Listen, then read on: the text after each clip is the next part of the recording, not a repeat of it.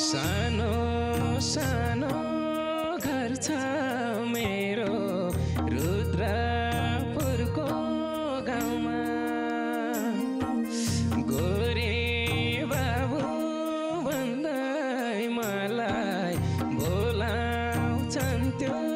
ठाउँमा कामले पाको नामले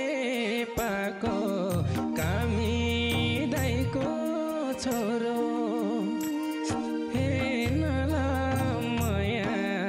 नखाम कसम मनै मेरो मारो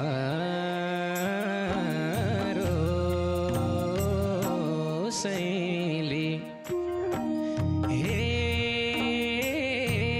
सैली मसँगै जान्थ्यो र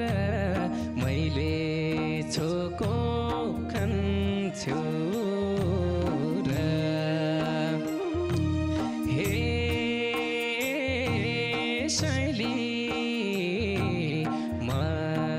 सँगै